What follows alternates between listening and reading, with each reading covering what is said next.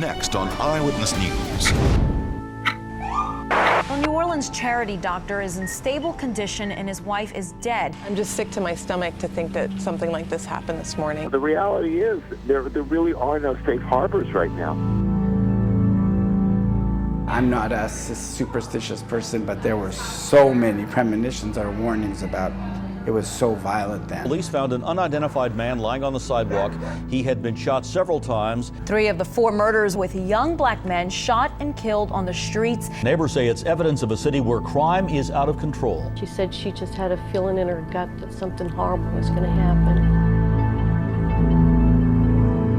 She was one of the most selfless, genuine people you would ever meet. And her husband, Paul, was and is too. And they were just absolutely made for each other.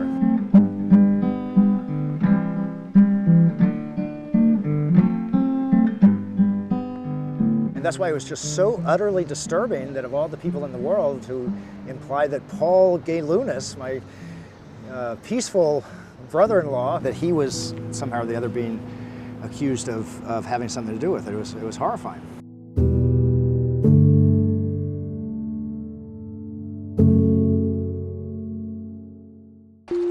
Filmmaking is fun. People didn't think she was real, that she was so nice and friendly. Helen was like this saint. A light went out in New Orleans.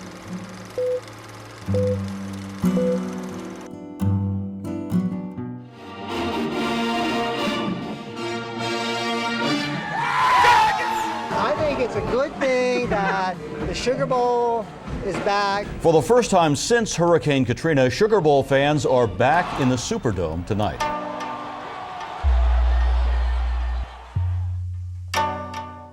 That night, it felt like a real New Orleans party, like the city used to host in its pre-Katrina days.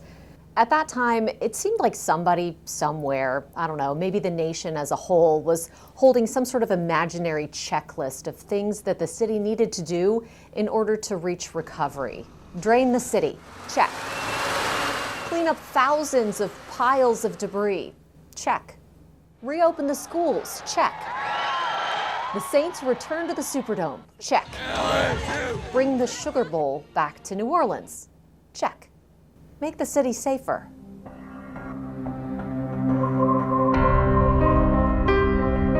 We know it's difficult out there. We know that there's lots of frustrations and fears.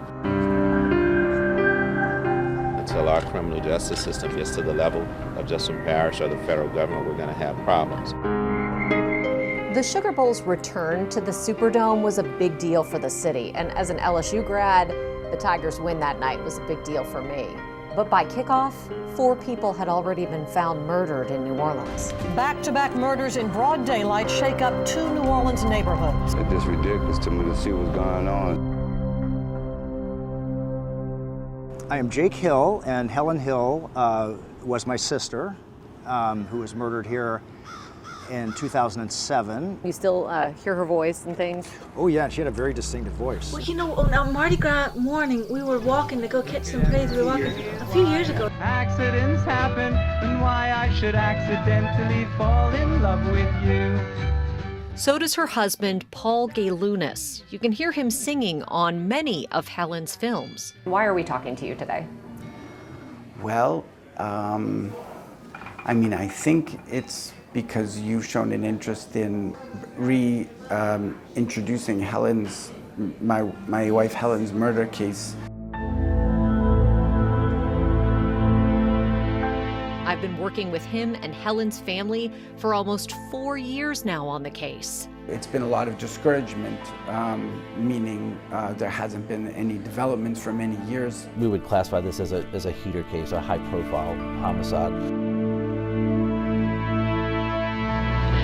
This statement is in reference to his knowledge of the murder of his wife, Helen Hill, which occurred on January the 4th, 2007. That minor mistake was just a slip of the tongue by NOPD Detective Bernard Crowden, one of several detectives to work on the investigation through the years. That little slip was really insignificant, but there were several big mistakes made in this investigation that the public has never heard about. until now. Some were human errors, others the result of a crippled criminal justice system Hurricane Katrina had handed them. At this time, would you please go into and give knowledge of the incident that happened in your house on January the 4th when your wife was shot and killed? Well, I think around midnight, around 8 o'clock, my baby went to bed in his bed, my 2-year-old baby, and my wife and I went to bed in our own bed around midnight. The Sugar Bowl party was winding down nearby in the French Quarter. Paul and Helen's neighbor around the corner was leaving early for his bartending shift at the Golden Lantern Bar.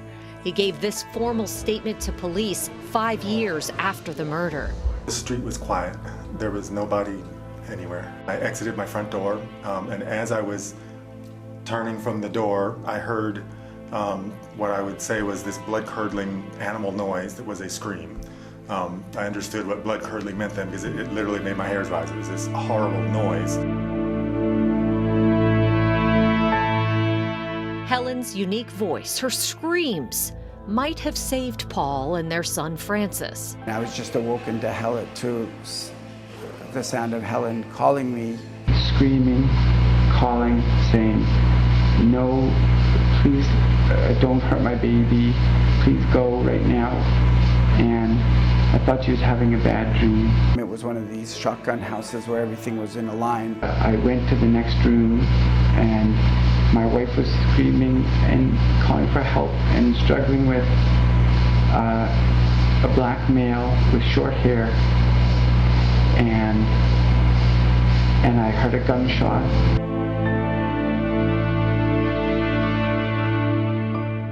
I went to go get Francis, and because he was either asleep or awake, I don't know, and then I heard gunshots, and then I grabbed him, and I think I went into the bathroom to hopefully hide. Decided to try to hide in the bathroom and crouch down in the corner and protect my baby, my 2-year-old baby. And I held him in my arms, and I tried to be quiet, and he was screaming though. I saw a black male walk towards the bathroom, and maybe about 5 feet away from me. He didn't say anything, he just held a gun towards me and the baby and shot. Shot several times, like directly at me, and I mean, it's completely unbelievable because, you know, he could have just put the gun right to my head. The next thing I knew, I felt blood pouring beside me.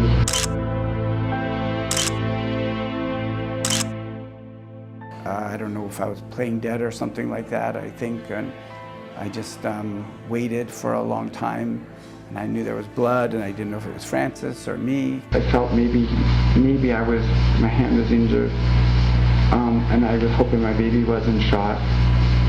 And I was trying to calm him down so he wouldn't make noise. I finally got up and saw that the back door was open, which was close to the bathroom, and I closed it and locked it. This is the police department, 164. I called 911 and I ran up with the baby to see Helen and to tell 911 what happened. There's been a shooting at 2444 North Rampart Street. My wife, me, my baby might be hurt. Quick. Helen was lying on the ground at the front of the house, and she wasn't breathing, and there was a pool of blood beside her head. My wife might be dead. Please come right this instant, please. I thought about giving her CPR, but they were talking to me on the phone on 911. And within a few seconds even, it didn't seem long at all, I heard a knock on the door saying the police open up. And I asked the officers to try to do CPR, and my wife, and they said the ambulance was coming. The doctor, a lifesaver, could not save his wife. The coroner, a representative himself, and the autopsy report died immediately, the nature of the wound. And Paul could not have done anything, but he's a physician, and he maybe thinks he should have done more.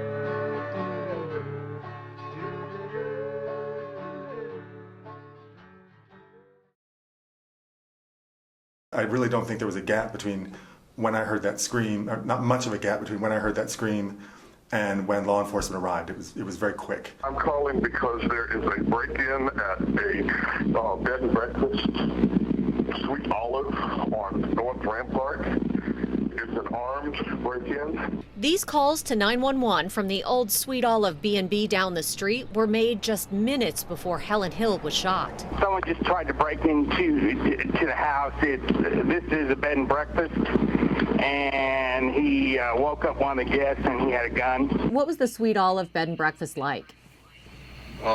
Funky. Yeah? Common bath of about 7 or 8 little rooms, small rooms. A bathroom with a tub surrounded by candles. Everything was really nicely funky. William Finnan and his wife True Faust were staying at the B&B that night. He was the chaplain at Southern Methodist University then. He brought a group of students to volunteer in the city's rebuilding effort. The Finnans were heading back home that morning. True had been working on some writing, and I was sleeping. She heard a knock, and I assumed she was already awake. And when she got up, she woke me up and went to the door. I remember saying, "Don't open the door." She opened the door, and the light flooded the room. There was no one standing there. Less than a minute later, knock on the door again. I said, "Don't open the door." She opened the door, and she screamed, "He's got a gun." I was right behind her. He hit the door, she pushed on the door, I pushed on the door, we did the latch, and ran to the bathroom. He was inside the bed and breakfast. Yes. Both the Finnans and the B&B owner called 911 that morning because William initially gave 911 the wrong address. 2900, I believe. It's really 2460. Police records show 4 police officers arrived, 2 responding to each call. In the days that followed, True Finnan, a writer, composed her memory of that morning in this narrative that William shared with me. She writes, quote, "While we're standing in the kitchen, one of the officers starts. Did you hear that?" We assumed that the open window in the kitchen and the beads, the Mardi Gras, not the Super Bowl beads that were on the outside, indicated that he'd come through that window. Police saved 2 strings of Mardi Gras beads from the scene of the bed and breakfast break-in as evidence, one found by the open kitchen window, the other by the back fence. In 2014, 7 years after the murder, the NOPD case file indicates the State Police Crime Lab tested those beads for DNA. While they were there investigating that is when the 911 call happened from Paul after Helen was shot. Please come right in. Finnan says he, True, and the owner of the B&B followed police a few doors down to the scene of the murder. Quote, "I hear this keening kind of crying that makes me think they've cornered the man. He's on drugs, he's wailing, they've got him trapped." The woman, the policewoman, came out and said, I need someone, I need a blanket. I need someone to hold the baby. True writes, quote, "Everything is happening fast, but I noticed this, like you'd notice a fragrance. On the next stoop, lit by the strange incandescence of the streetlight, crouches a young man covered in blood. He's been shot 3 times, once in the face.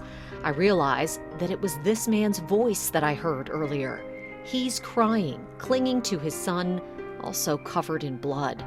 Our eyes meet, and he turns his head away, isolated in his loss and pain."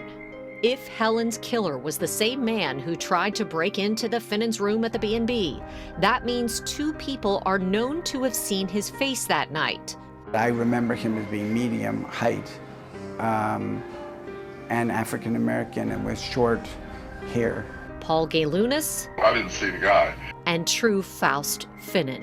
It's a young black guy with a gun. I slammed the door really quick. It's got a lock, but as far as I know, he's in the hall with a gun. Quote, "He was slender, about my height, 5'6" or 7, with a bright yellow nylon do-rag tied on his head. He had a thin face, reminded me of Snoop Dogg, only not that tall, she writes. The B&B owner repeated True's description to the 911 operator that morning. Black man, about 5'8", skinny, looked like Snoop Doggy Dogg, yellow cap, light-skinned black.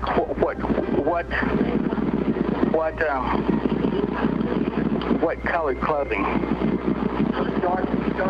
Darkish colored clothing.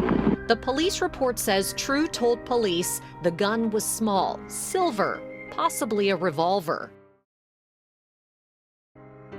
Crime scene techs recovered 4 projectiles at the scene of Helen Hill's murder.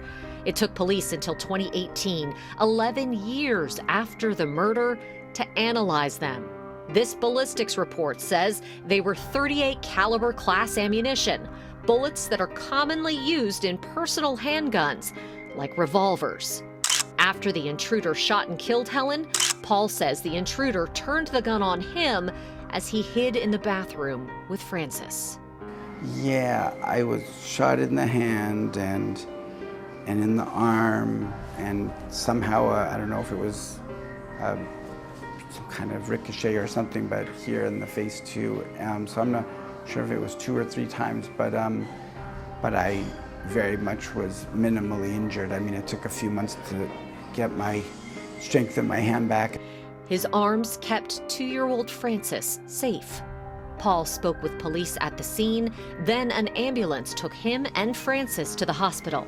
Surgeons operated on the doctor's gunshot wounds. The supplemental report of NOPD Detective George Wagasback notes that at 1:50 p.m. on the afternoon of the murder, detectives interviewed Gay Lunas in the recovery room at the hospital. Then they took a taped statement from him 2 days after the murder. This is the statement of Dr. Paul Gilianis. After you got out of the hospital, did you go back to the house? No, or? I never went back to the house. I couldn't go back to the house. My family and Helen's family came, and I think it was in Metairie or someplace like that. There was a hotel that we stayed in for a couple nights because I didn't want to go back there. He took Frances to South Carolina, staying at one of the childhood homes Helen grew up in while they laid her to rest. I didn't grieve as much as I should have grieved, maybe at that time, because my whole raison d'etre was to get Francis Pop in Columbia. I wanted him here. I wanted him growing up where Helen had grown up, and I failed at that. Paul and Poppy, as they often call him, then went back to Canada, where Paul grew up. He also was concerned for his personal safety and that of Poppy, even when he was in Vancouver, Canada, because he thought that as the only living witnesses to what happened, at least in their house, that he was a target. 3 weeks after Helen's murder, the Times-Picayune reported that Police Chief Warren Riley had told a local TV station that Paul wasn't cooperating with investigators. And that word was used, uncooperative, which everyone knows has a lot of meaning, because people immediately jump to the conclusion that the reason he's being uncooperative is because he had something to do with it. And Paul, as the husband, of course, was the first person they needed to clear, because the husbands are always a suspect. The police report does not mention any unreturned phone calls to Gay Lunas or attempts to contact him that went unanswered.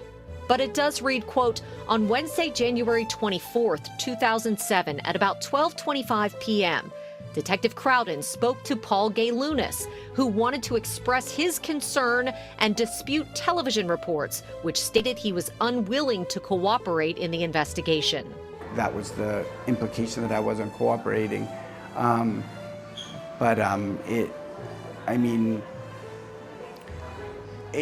don't remember engaging with that other than to call them and say, I'm sorry it took me so long to get back to you, whatever I can do, I'm available.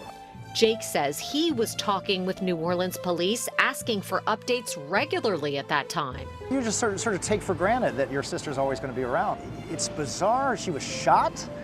Who would shoot her? He pressured police to do more to figure out who killed Helen. In nearly 20 years, police have never publicly named any suspects, but they got close. And it turns out mistakes made in those early days may be to blame. There was obvious concern that there was something wrong with the DNA. And they didn't know exactly what, but they knew that they needed to arrange a meeting between us and them. And that's when the depth of the disaster that had happened with the DNA became evident.